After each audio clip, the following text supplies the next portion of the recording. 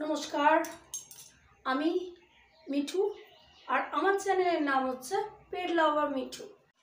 আজ আমি আপনাদের সঙ্গে এবং ইউটিউবের সঙ্গে কিছু কথা শেয়ার করতে এলাম।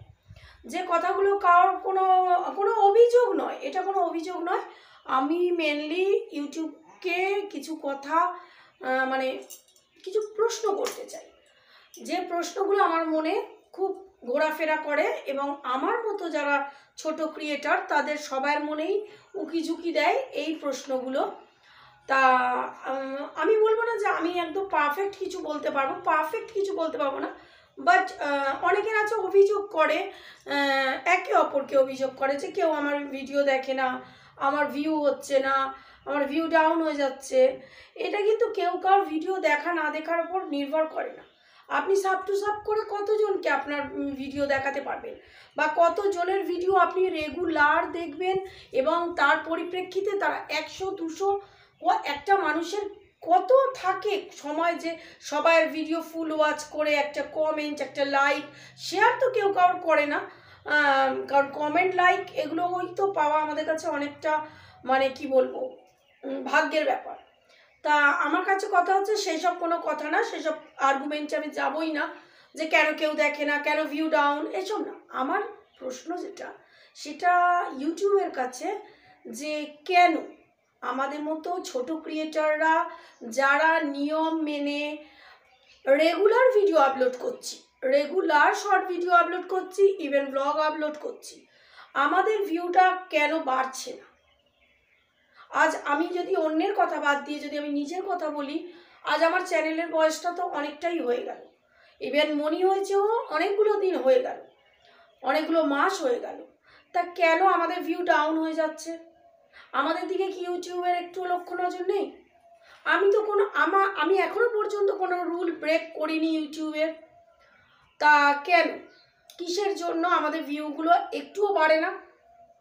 যারা আমার কাছে কথা হচ্ছে, যাদের আমরাও তো ভিডিও দেখি, আমরা তো অনেকের মনে একই প্রশ্ন যে অনেকে বাজে ভিডিও করছে, যারা ওপেন হয়ে যাচ্ছে, যারা জামা কাপড় খুলে ফেলছে, মিলিয়ন ভিউ দিচ্ছে। আর আমরা যারা, ইভেন আমার কথা যদি বলি, আমরা একটা নোবেল ওয়ার্ক করছি, একটা সোশ্যাল ওয়ার্ক করছি, আমাদের দিকে কি একটু নজর নেই? বলুন তো এটা কেন হচ্ছে? ইউটিউবকে এবার একটু আমাদের মতো স্মল ক্রিয়েটারদের দিকে একটু নজর দিতে হবে। কারণ আমরা সবাই জানি যে আমাদের প্রতিটা চ্যানেল ওনাদের কাছে আছে, সবার চ্যানেলই, কিন্তু ওনারা কি একটু লক্ষ্য নজর রাখছে না আমাদের দিকে? আমাদের দিকে তো একটু লক্ষ্য নজর রাখা উচিত, আমাদের ভিউটাকে তো একটুখানি ইনক্রিজ করা উচিত। সেটা তো একটুও হচ্ছে না। ভিউ কেন হচ্ছে না? আমরা টাইটেলও দিচ্ছি, আমরা থাম্বনেল দিচ্ছি, অনেকে তো দেখি থাম্বনেলই দেয় না, অনেকে থাম্বনেল দেয় না, ডাইরেক্ট ভিডিও আপলোড করে দেয়, তাদেরও দেখি 1K 2K 3K 4K even মিলিয়নে view যায়। তাই ইউটিউবে যদি রুলস যদি সবাই না ফলো করে, না করে যদি তারা কিছু করতে পারে, আর আমরা ফলো করে কিছু করতে পারছি না, এটা কেন হচ্ছে?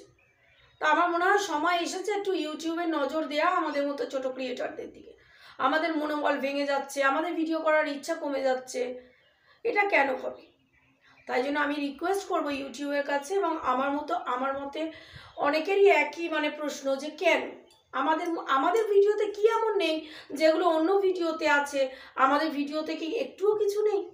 আর যদি আমাদের ভিডিওতে কিছুই না থাকে, তাহলে আমাদের ভিডিওগুলোয় কোথাও একটু খুঁত হলে তাহলে কেন তখন ওনাদের চোখে পড়ছে? আর যখন আমরা ভালো কাজ করছি কেন চোখে পড়ছে না?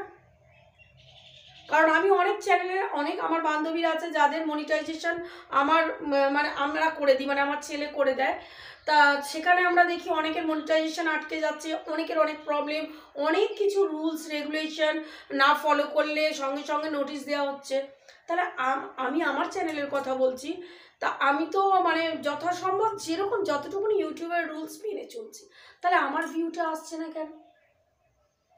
তাহলে আমাদের মতো ক্রিয়েটরদের ভিউ আসছে না কেন? লোকে বলে চ্যানেল পুরানো হলে ভিউ দেয়, আর পুরানো আর কত পুরানো হবে? অলরেডি তো 2-3 বছর হয়ে গেল, আর কত পুরানো হলে তবে আমি ভিউ পাবো বলুন তো? আর আমি সত্যি কথা, আমাকে কে খারাপ ভাবলো কে ভালো ভাবলো জানো, আমি ওই রুলসটা কোনোদিনই মানিনি, ইভেন মানবো না।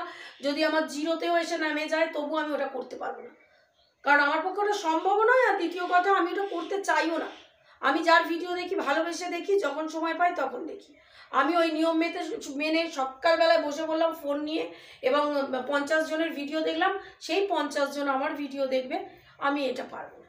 এতে যদি ভবিষ্যতে ইউটিউব আমাকে ছাড়তে হয় আমি রাজি আছি, বাট আমি ওটা কোনোদিনই করতে, আমার সেই সময়টা নেই। আমার কাছে সেই সময়ের থেকে আমার বাচ্চাদের যত্ন করার সময়টা বেশি আমার কাছে গুরুত্বপূর্ণ। তো সেটা বলার যে প্লিজ ইউটিউব, আপনি পারলে আমাদের মতো স্মল ক্রিয়েটারদের দিকে একটু ফোকাস করুন। একটু ফোকাস করলে আমরা উপকৃত হব, আমাদের মনোবলটা বাড়বে। কারণ প্রত্যেক দিন আমরাও দেখুন, আমাদের যত সম্ভব যেরকম করে পারি, আমাদের ভিডিও কোয়ালিটি হয়তো খুব হাই নয়, নেট কোয়ালিটি অন্তত মানে আপনারা যেরকম হয়তো প্রয়োজন সেরকম নয়, কিন্তু এরকম অনেক আছে, অনেক এরকম নজির আছে। যেমন মনোজ দে, সেও তো একটা ছোট্ট, আমরা যেটা ওনার ভিডিওতে দেখি যে ওনার ক্যামেরা কোয়ালিটি খারাপ ছিল, একটা স্যামসাংয়ের ক্যামেরা নিয়ে উনি ভিডিও করতেন এবং আজ তিনি কোথায় পৌঁছে গেছেন, একটা মানে ইউটিউব ক্রিয়েটার হয়ে গেছেন। তাহলে তাদের দিকে যদি ফোকাস থাকতে পারে, তাহলে আমাদের দিকে কেন থাকবে না? কেন আমাদের মতো, আর আমরা বিশেষ করে আমরা হাউস ওয়াইফ, আমরা সংসারের সমস্ত কাজ সেরে তারপরে যেটা বাচ্চা সংসার সব কিছু আমরা মেনটেন করার পর আমাদের যে রেস্ট টাইম, মানে রেস্টিং টাইমটা যেটা আমাদের, সেটা আমরা সম্পূর্ণ ইউটিউবের পিছনে লাগাচ্ছি। তা সেই দিকটা একটুখানি যদি কাইন্ডলি ওনারা ফোকাস করেন, যে মেনলি হাউস ওয়াইফ না, মেনলি আমি বলতে চাইছি যারা আমাদের মতো স্মল ক্রিয়েটার, যারা আমাদের এখন আমাদের চ্যানেলে সেইভাবে গ্রো করতে পারছি না, তাদের দিকে একটু ফোকাস করুন। কারণ সব ভিডিওতে যদি আমাদের ওইভাবে ভিউ আসে, তাহলে আমাদের কাছে তো আর কোনো অপশান থাকে না। এরপরে তো ব্লগ ভিডিও দেওয়া আমরা প্রায় ছেড়েই দেব।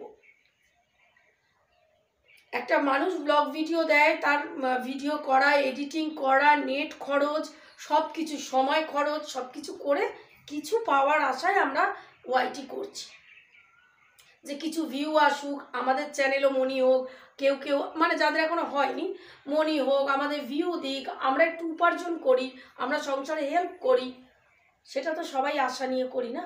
তাই জন্য কাইন্ডলি প্লিজ যদি পারেন আমাদের মতো স্মল ক্রিয়েটারদের দিকে প্লিজ একটু ফোকাস করুন, একটু আমাদের ভিউটা দেওয়ার চেষ্টা করুন, একটু ভিউটা দিলে ভালো হয়। টাটা, বাবা, টেক কেয়ার।